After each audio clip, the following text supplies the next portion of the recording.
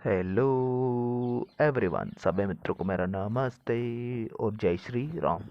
मित्रों, आज के इस वीडियो में हम जिस विषय के बारे में चर्चा करने जा रहे हैं वो है विज्ञान विषय की पाठ्य योजना। तो चलिए बिना किसी देरी के शुरू करते हैं आज के इस वीडियो को। सबसे पहले आपको जो आपकी दैनिक पाठ्य योजना डायरी है उसके ऊपर ही ऊपर पाठ्य योजना का क्रमांक लगा लेना है। उसके पश्चात में आपका जिस विद्यालय में बीएड या बीएसटीसी का प्रशिक्षण प्रोग्राम चल रहा है उस विद्यालय का आपको नाम लिख देना है। तो इस प्रकार से आपको ये सारी खाना पूर्ति आप इसमें से कर लीजिएगा। विषय हो गई, प्रकरण हो गया। जो आज का जो अपना प्रकरण है वो है रासायनिक समीकरण। तो रासायनिक समीकरण के ऊपर आज अपन पाठ्य योजना तैयार करेंगे और जिस दिनांक या जिस दिन को आप पाठ्य योजना तैयार करें वो दिनांक लगा दीजिए, कालांश लगा दीजिए और समय अवधि लगा दीजिए। आप जितना 33 मिनट या 45 मिनट जो भी आपकी समय अवधि है वो आप भर दीजिए। मित्रों, अगर आपको और भी पाठ्य योजना की आवश्यकता है तो प्लीज़ हमारे चैनल के पेज पे जाएं। वहाँ पर आपको बहुत सारी पाठ्य योजना मिलेगी प्लेलिस्ट के अंदर। तो उस प्लेलिस्ट के अंदर आपको सभी विषय से संबंधित पाठ्य योजना वहाँ पर उपलब्ध हो जाएगी। मित्रों, इसके पश्चात आपको हेडिंग लगा लेनी है शिक्षण के उद्देश्य। तो शिक्षण के उद्देश्य हेडिंग लगा लीजिए और इसके अंदर आपको 2 कॉलम बना लें। पहला है शिक्षण उद्देश्य, दूसरा अपेक्षित व्यवहारगत परिवर्तन। तो शिक्षण उद्देश्य के बारे में थोड़ा सा जान लीजिए। शिक्षण उद्देश्य होते क्या है? शिक्षण उद्देश्य तात्पर्य ये है कि छात्र, अध्यापक अथवा शिक्षक द्वारा जब शिक्षण करवाया जाता है तो इस शिक्षण से या जो पाठ पढ़ाया जा रहा है तो उस पाठ से बच्चे के अंदर क्या परिवर्तन आएगा, या अध्ययन करके बच्चे के अंदर क्या परिवर्तन आएगा, या छात्र अध्यापक कोई भी पाठ के अध्ययन करवाकर बच्चे के अंदर क्या परिवर्तन लाना चाह रहा है, वही इसके क्या हो जाएंगे, शिक्षण के उद्देश्य हो जाएंगे। तो मान लीजिए अगर बच्चे ने कोई पाठ पढ़ाया है तो उसके अंदर उससे परिवर्तन हुए तो ये जाएंगे उसके शिक्षण के उद्देश्य। पहला शिक्षण का उद्देश्य ज्ञानात्मक। तो ज्ञानात्मक शिक्षण उद्देश्य के कारण बच्चे में जो परिवर्तन होंगे वो लिखेंगे आप। छात्र रासायनिक समीकरण का प्रत्याशमन कर सकेंगे, छात्र रासायनिक समीकरण का प्रत्याभिज्ञान कर सकेंगे। द्वितीय आता है अवबोध। अवबोध में आप लिखेंगे छात्र रासायनिक समीकरण की व्याख्या कर सकेंगे, छात्र रासायनिक समीकरण को समझ सकेंगे। इसके पश्चात में तीसरा आता है ज्ञानोपयोग। तो ज्ञानोपयोग में आप लिखेंगे छात्र रासायनिक समीकरण से प्राप्त ज्ञान का उपयोग उच्च अध्ययन में कर सकेंगे, छात्र रासायनिक समीकरण से प्राप्त ज्ञान का दैनिक जीवन की नवीन परिस्थितियों में उपयोग कर सकें। इसके पश्चात चौथा शिक्षण का उद्देश्य आता है कौशल। कौशल में आप लिखेंगे छात्र रासायनिक समीकरण की जानकारी प्राप्त कर सकेंगे, छात्र रासायनिक समीकरण का प्रदर्शन कर सकेंगे। पांचवा आता है अभिरुचि। इसके अंदर आप लिखेंगे छात्र रासायनिक समीकरण के विषय में जानने में रुचि ले सकेंगे और छात्र रासायनिक समीकरण के विषय में विचार विमर्श में रुचि ले सकेंगे। तो इस प्रकार से आपको ये 5 जो शिक्षण के उद्देश्य ये लिख लेने। और छठवा इसका जो शिक्षण का उद्देश्य है वो है अभिवृत्ति। तो अभिवृत्ति हेडिंग लगा लीजिए छठवा और इसके अंदर लिखिए छात्र रासायनिक समीकरण के प्रति सकारात्मक दृष्टिकोण उत्पन्न कर सकेंगे, छात्र रासायनिक समीकरण के प्रति लिख सकेंगे। इसके पश्चात आता है शिक्षण सामग्री। शिक्षण सामग्री आप लिख लीजिए चौक, डस्टर, लपेट, प्लग सारी चीजें आए हैं शिक्षण सामग्री। पूर्व ज्ञान लगाए और पूर्व ज्ञान में आप लिखेंगे छात्र रासायनिक समीकरण के विषय में सामान्य जाने पूर्व में रखते हैं। इसके पश्चात जो आपकी नेक्स्ट हेडिंग होगी वो हो जाएगा आपका प्रस्तावना प्रश्न। तो प्रस्तावना प्रश्न हेडिंग लगा लीजिए और इसके अंदर आपको 2 कॉलम बनाने। पहला है छात्र अध्ययन क्रिया, दूसरा है विद्यार्थी क्रिया। तो इसके अंदर आप 2 कॉलम बनाए। 2 कॉलम बना के इसमें लिखे। लिखने से पहले थोड़ा समझ लीजिए जो प्रस्तावना प्रश्न है उसमें क्या होता है। जो प्रस्तावना प्रश्न इसके अंदर छात्र अध्यापक के द्वारा बच्चों से प्रश्न किए जाते हैं, बच्चों द्वारा इसके उत्तर दे दिए जाते हैं। इसके अंदर जो प्रश्नों की संख्या है वो कम से कम छात्र अध्यापक द्वारा 4 प्रश्न और अधिकतम 6 या 7 प्रश्न छात्र अध्यापक द्वारा इसमें पूछे जा सकते हैं।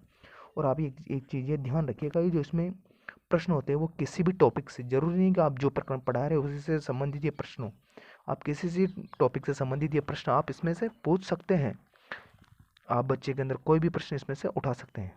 बस आपको एक बात याद रखनी है कि इसमें जो प्रश्न होते हैं वो एक दूसरे से संबंधित होने चाहिए। आप किसी भी प्रश्न को इसमें पूछ सकते हैं, लेकिन आपको अंत के अंदर आप जो प्रकरण पढ़ा रहे हैं उससे संबंधित आपको ये प्रश्न जोड़ते हुए एक दूसरे से अंत के अंदर आपको उसी प्रकरण के ऊपर आ जाना है। बस यही बात है इसके अंदर। इसके पश्चात जो आपकी नेक्स्ट हेडिंग होगी इस प्रकार से आप ये प्रश्न बना लीजिए। यौगिकों के निर्माण में इस प्रकार से आपको ये सारे प्रश्न लिख लेने हैं और इसके अंदर आपको अंत में एक समस्यात्मक प्रश्न पूछना है जो संभावित हो सकता है। तो इस प्रकार से आप ये प्रश्न पूछ सकते हैं इसमें। उसका जो नेक्स्ट हेडिंग हो जाएगी आपकी हो जाएगा उद्देश्य करें। इसमें लिखेंगे आज हम रासायनिक समीकरण का विस्तार पूर्वक अध्ययन करेंगे। इसके पश्चात जो आपकी नेक्स्ट हेडिंग होगी हो जाएगा आपका प्रस्तुतिकरण।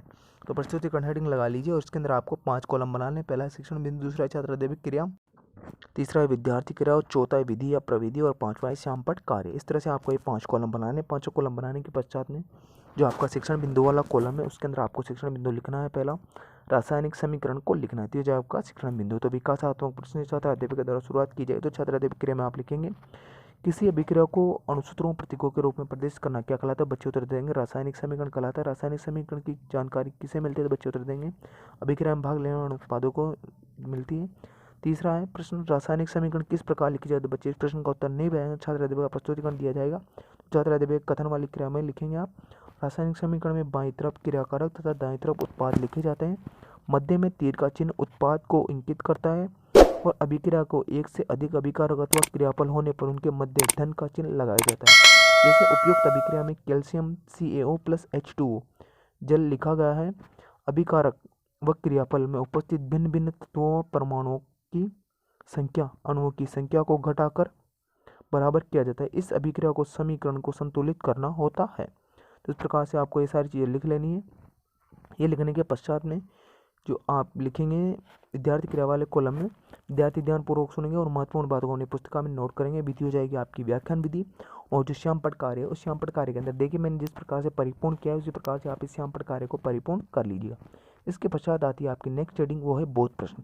बोध प्रश्न हेडिंग लगा लीजिए और बोध प्रश्न के बारे में थोड़ा जान लीजिए कि बोध प्रश्न क्या होते हैं और किसके द्वारा ये पूछे जाते हैं।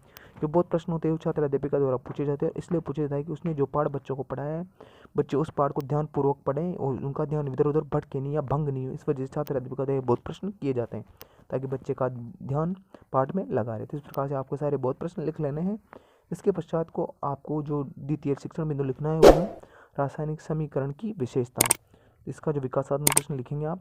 अभिकारक का अन्य नाम क्या है, तो बच्चे तो देंगे क्रियाकारक है। क्रियाकारक अभिक्रिया कर क्या बनाते, बच्चे देंगे क्रियाफल बनाते। क्रियाफल के बारे में रासायनिक समीकरण द्वारा क्या जानकारी मिलती है, तो बच्चे प्रश्न का उत्तर नहीं दे पाएंगे। तो छात्र अध्यापिका द्वारा प्रस्तुतिकरण दिया जाएगा। किसी अभिक्रिया के रासायनिक समीकरण में निम्नलिखित जानकारी मिलती है। पहली, अभिक्रिया की क्रियाकारकों व क्रियाफलों के बारे में पता चलता है। रासायनिक समीकरण संतुलित होने पर क्रियाकारकों अभिकारकों उत्पादों के अणुओं की संख्या में जानकारी प्राप्त होती है।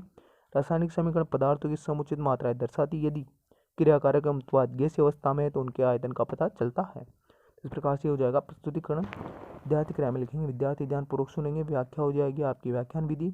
और जो श्यामपट्ट कार्य है उस श्यामपट्ट कार्य को देखिए मैंने जिस प्रकार से परिपूर्ण किया है या जिस प्रकार से मैंने लिखा है उसी प्रकार से आप लिख लीजिए। इसके पश्चात आते हैं इसके बोध प्रश्न। तो बोध प्रश्न के बारे में मैंने पहले ही बता दिया कि बोध प्रश्न किसके द्वारा पूछे जाते हैं और क्यों पूछे जाते हैं। और जो बोध प्रश्न होते हैं या बोध प्रश्न यहाँ से लिख लीजिएगा। मैंने आपको पहले भी बता दिया कि बोध प्रश्न किसके द्वारा पूछे जाते हैं क्यों पूछे जाते हैं, लेकिन एक बार फिर से मैं आपको बता देता हूँ कि जो बोध प्रश्न होते हैं वो छात्र अध्यापिका द्वारा पूछे जाते हैं। इसलिए पूछे जाता है कि बच्चे का ध्यान इधर उधर भटके नहीं और उसका ध्यान पाठ के अंदर लगा रहे। तो इस प्रकार से आपको सारे बोध प्रश्न लिख लेने। ये बोध प्रश्न लिखने के पश्चात में जो आपका तृतीय शिक्षण बिंदु है वो है रासायनिक समीकरण की सीमाएं। तो ये जाएगा आपका तृतीय शिक्षण बिंदु। इसके अंदर लिखेंगे आप विकासात्मक प्रश्न, रासायनिक अभिक्रिया की क्रियाकार को किस द्वारा प्रदर्शित करते हैं, बच्चे द्वारा अणुसूत्रों द्वारा। अणुसूत्रों के अतिरिक्त तत्वों को किस प्रकार से प्रदर्शित करते हैं, बच्चे देंगे प्रतीकों द्वारा। प्रतीक व अणुसूत्रों के बारे में आप क्या जानकारी मिलती है, तो बच्चे इस प्रश्न का उत्तर नहीं दे छात्र अध्यापिका द्वारा प्रस्तुतिकरण दिया जाएगा। तो प्रस्तुतिकरण लिखेंगे आप। अभिकारक उत्पाद को भौतिक अवस्था के बारे में समीकरण में कोई जानकारी नहीं मिलती है। द्वितीय, क्रियाकारक उत्पादों की सांद्रता के बारे में जानकारी नहीं मिलती है। अभिकारक की उत्क्रमणीय अनुत्पन्न के होने का ज्ञान नहीं होता। अभिक्रिया की ऊष्माक्षेपीय ऊष्माशोषी होने का पता नहीं चलता है। अभिक्रिया किस ताप और दाब पर होगी इस बात की जानकारी नहीं मिलती है। छठवीं, अभिक्रिया की पूर्णता की जानकारी नहीं होती है। तो इस प्रकार से आपको ये सारी सीमाएं लिख लेनी है। ये सारी सीमाएं लिखने के पश्चात में जो विद्यार्थी क्रिया में लिखेंगे, विद्यार्थी ध्यानपूर्वक सुनेंगे और विधि हो जाएगी आपकी व्याख्यान विधि। और जो श्यामपट्ट कार्य है उस श्यामपट्ट कार्य को आप परिपूर्ण कर लीजिए। जिस प्रकार से मैंने परिपूर्ण किया इस प्रकार से आप ये परिपूर्ण कर लीजिएगा। उसके पश्चात आते हैं इसके बोध प्रश्न। तो बोध प्रश्न आप लिख लीजिए। मैंने पहले बता दिया बोध प्रश्न किसके द्वारा पूछे जाते हैं क्यों पूछे जाते हैं। तो आप ये सारे बोध प्रश्न लिख लीजिए। ये बोध प्रश्न लिखने के पश्चात में जो आपका अगला हेडिंग होगा वो होगा आपका मूल्यांकन प्रश्न। मूल्यांकन प्रश्न हेडिंग लगा लीजिए और इसके अंदर जो मूल्यांकन प्रश्न है उसके बारे में थोड़ा सा जान लीजिए। मूल्यांकन प्रश्न किसके द्वारा पूछे जाते हैं और क्यों पूछे जाते हैं। मूल्यांकन प्रश्न है वो छात्र अध्यापिका द्वारा पूछे जाते हैं और इसलिए पूछे जाते हैं ताकि उसने जो पाठ बच्चों को पढ़ाया वो बच्चों ने सीखा है अथवा नहीं सीखा है या कितना सीखा है, इस बात की जानकारी या फीडबैक या प्रतिपुष्टि लेने के लिए छात्र अध्यापिका द्वारा मूल्यांकन प्रश्न किए जाते हैं। और ये मूल्यांकन प्रश्न किसी प्रकार के छात्र अध्यापिका द्वारा बनाए जाते हैं। लघुत्रात्मक, निबंधात्मक, सत्य वाले, मिलान चिन्ह वाले, किसी भी प्रकार के प्रश्न छात्र अध्यापिका द्वारा बनाए जाते हैं। केवल उसका एकमात्र उद्देश्य है कि उसने जो पाठ बच्चों को पढ़ाया वो बच्चों ने सीखा है अथवा नहीं सीखा, इस बात की जानकारी छात्र अध्यापिका द्वारा ली जाती है। इसके पश्चात जो आपकी नेक्स्ट हेडिंग आती है वो है आपका गृह कार्य। तो गृह कार्य हेडिंग लगा लीजिए और उसके अंदर आप बच्चों को गृह कार्य दे दीजिए। और बच्चों को आप गृह कार्य ऐसा दीजिए जिस घटना स्तर से आपने बच्चों को पढ़ा है उस घटना स्तर के आधार पर आप बच्चों को गृह कार्य दे दीजिए ताकि वो अपने घर पे जाकर अपने जो खाली समय उसका सदुपयोग आसानी से कर सकें। मित्रों, आशा करता हूँ कि आपको वीडियो अच्छा लगा होगा। तो प्लीज़ वीडियो को लाइक करें, शेयर करें और चैनल को सब्सक्राइब करना ना भूलें। और मित्रों, अगर आपको और भी पार्ट योजना की आवश्यकता हो और पढ़ाई संबंधित आपको अगर और भी समस्या आ रही हो तो प्लीज़ हमारे चैनल के पेज पर जाएं, वहाँ पर आपको प्लेलिस्ट मिलेगी। प्लेलिस्ट के अंदर आपको बहुत सारी वीडियो उपलब्ध हो जाएगी।